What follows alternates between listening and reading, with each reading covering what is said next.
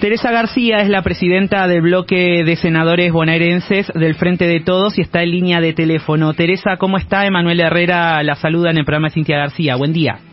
¿Qué tal? Buen día, ¿cómo le va? Bien.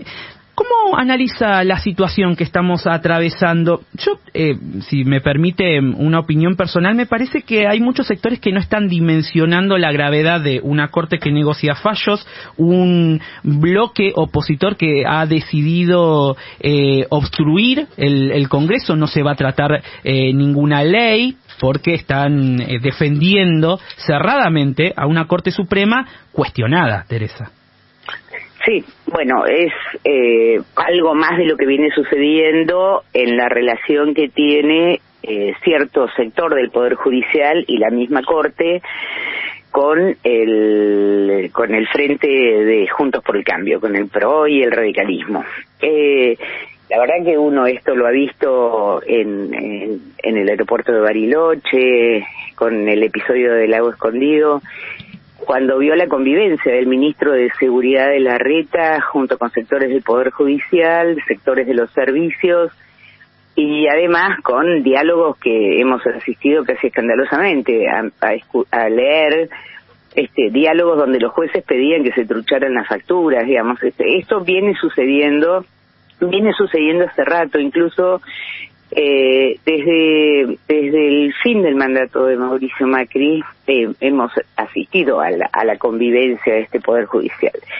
Y también hemos asistido al silencio de la oposición en temas de gravedad institucional. El intento de asesinato de la vicepresidenta de la Nación fue uno de ellos, quizás el más grave, ¿no? Si hubiera ocurrido en otro lugar del mundo, seguramente la conducta, digamos, del poder político, de la representación política hubiera sido distinta. Aquí, sin embargo, se lo negó prácticamente y se trata de invisibilizarlo. Todo esto ahora corona con una situación muy grave, que es la comprobación efectiva de que alguien que tiene relación directa, que es la mano derecha del presidente de la Corte, ha tenido vinculaciones directas con el gobierno de Larreta, de Capital Federal, para indicarle cómo hacer para frenar el nombramiento del Consejo de la Magistratura del bloque de Unidad Ciudadana. O sea, ya más comprobaciones no puede haber, no son suposiciones, son comprobaciones. ¿Esto en qué deriva? En un pedido de juicio político a la Corte por parte instado por el Poder Ejecutivo Nacional, y deriva en una, como bien dijo usted, en la decisión de obstruir, de paralizar el funcionamiento de la Cámara de Diputados de la Nación, de la legislatura, poder con el que se ha metido la Corte ya en varias oportunidades.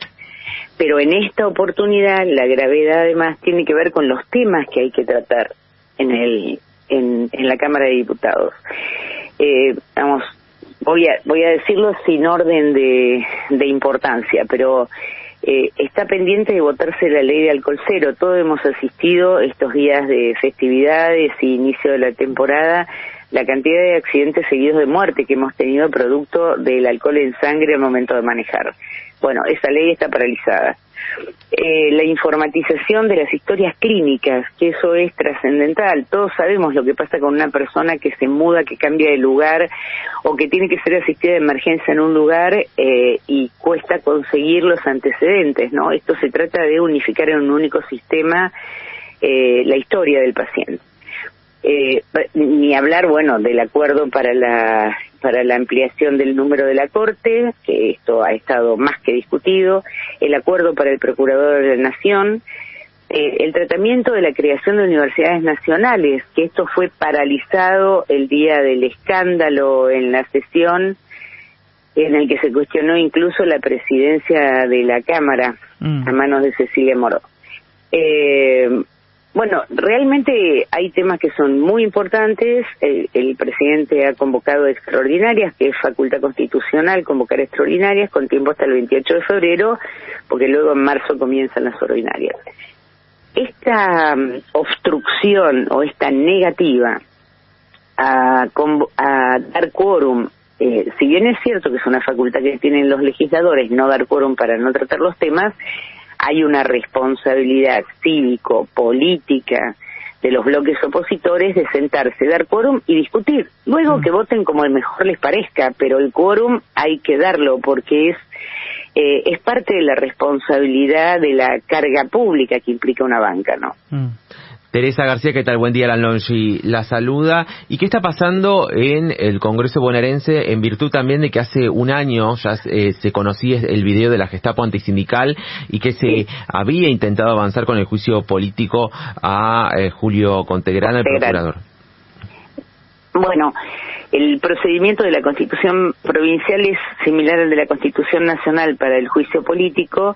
La Cámara de Diputados se convierte en Cámara acusadora. Para eso se instó a que se constituyera una comisión para el tratamiento del juicio político a Contegrán.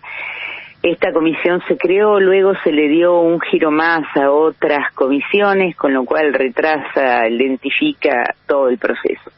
Una vez que esa comisión tenga dictamen, tendrá que llevarlo al recinto de la Cámara de Diputados, tendrá que ser votado por 2/3 y recién ahí pasa al Senado, que se convierte en comisión acusadora, digamos.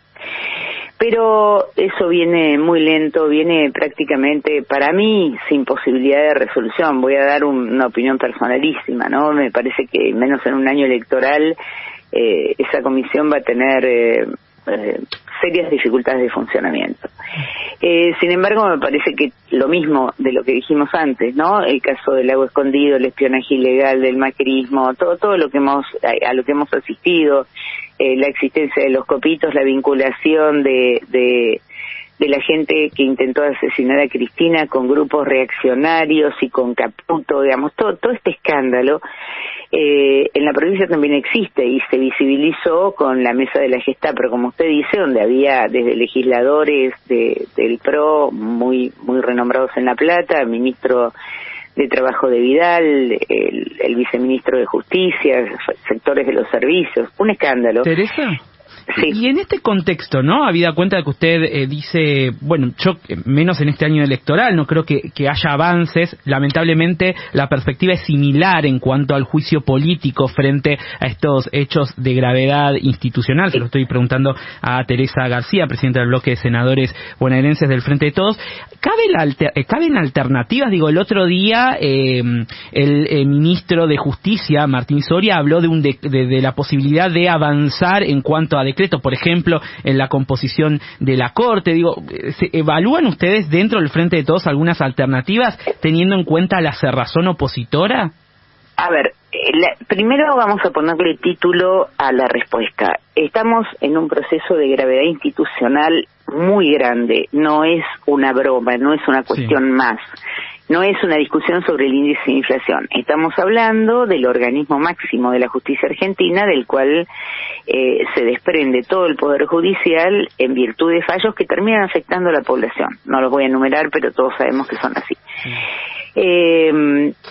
Yo no sé, la verdad, y no lo sé sinceramente, no creo que haya voluntad en el Ejecutivo para dictar un decreto que modifique la Constitución de la Corte. Sí, lo que me parece que se está en condiciones desde el Ejecutivo Nacional, creo que se debiera hacer, es un decreto de necesidad y urgencia respecto al Consejo de la Magistratura.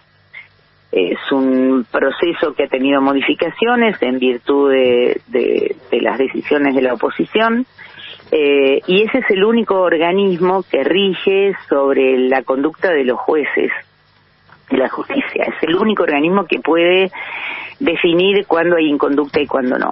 Ese organismo no está constituido, está integrado, no está constituido formalmente todavía porque falta la integración de lo que se le niega al Senado de la Nación, pero hasta que esto no ocurra va a estar paralizada la acción del Consejo de la Magistratura. Ahí sí me parece que cabe un decreto de necesidad y urgencia, porque hay necesidad realmente, porque es por lo que estamos hablando, y hay urgencia también. Listen, there's a reason the ultra wealthy have been investing in fine wine for centuries. Historically stable returns and a lack of volatility make it stand out compared to traditional assets, especially during a downturn. But now you can invest alongside with them with Vent. Vent is an SEC qualified investment platform that offers shares of the most sought-after wines in the world. So join the thousands of investors diversifying with fine wine and spirits. Learn more at vint.co. For full investment disclosure information and more, visit vint.co. Por lo que estamos hablando, no podemos seguir con eso paralizado. Difícil que el chancho chifle, diría mi papá, ¿eh? Bueno, vamos a ser prudentes en la respuesta. Hay momentos en que los decretos de necesidad y urgencia, por más que sean cuestionados por la oposición, es una facultad del Ejecutivo para resolver determinados temas.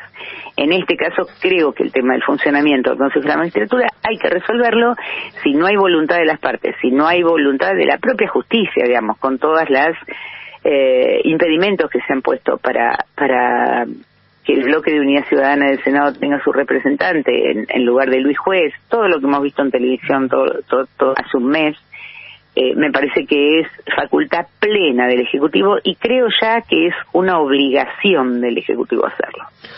La muevo un segundito de la agenda político-judicial y en este caso, usted que también es una mujer del territorio, ¿cómo están el territorio bonaerense, sobre todo en virtud de las elecciones de este año? ¿Cómo está la población? ¿Qué demandas están escuchando al momento de caminar por las calles de la profundidad de la provincia?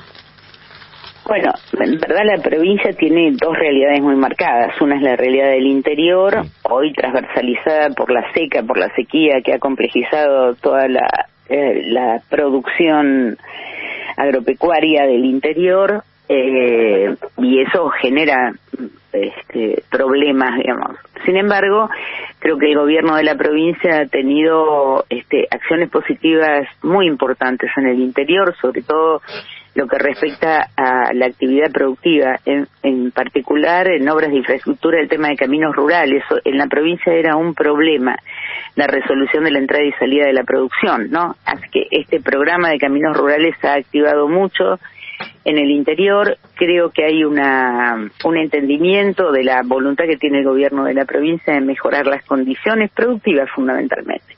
Y la otra realidad es la del conurbano, donde tenemos grandes bolsones de pobreza, que no se puede mirar para el costado con eso, donde tenemos población infanto-juvenil sumida en la más estricta pobreza, y esto implica cosas para el futuro. Uno la verdad valora el trabajo de los intendentes, el esfuerzo que ponen los intendentes para incluir a todos los sectores más postergados, a partir de políticas sociales, de políticas de vivienda, pero no nos olvidemos que el conurbano en la provincia de Buenos Aires son 14 millones de personas, en una superficie territorial corta, chica. ¿Cuál es el reclamo? Fundamentalmente los reclamos en el conurbano son de empleo.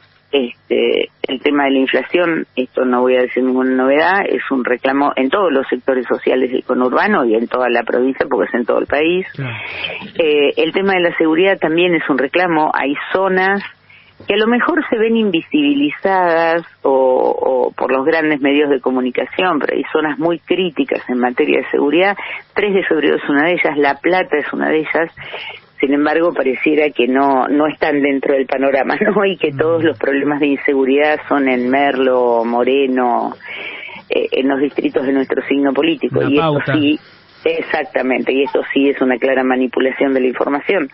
Pero ese es otro reclamo de la ciudadanía de la provincia. Yo creo que en la medida que el ministro de Economía, que Sergio Massa, logre enderezar un poco el barco, para el mes de marzo la inflación haya bajado un poco más todavía.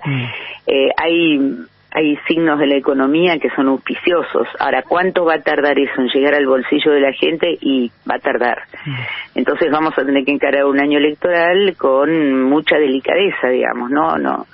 Y además la propuesta política en el año electoral tiene que ser muy clara, porque la gente ya vivió situaciones extremas. Entonces, me parece que no se puede decir lo que no se va a cumplir, todo lo contrario. Hay que ser muy sincero en qué situación crítica vamos a pasar y cómo la vamos a abordar.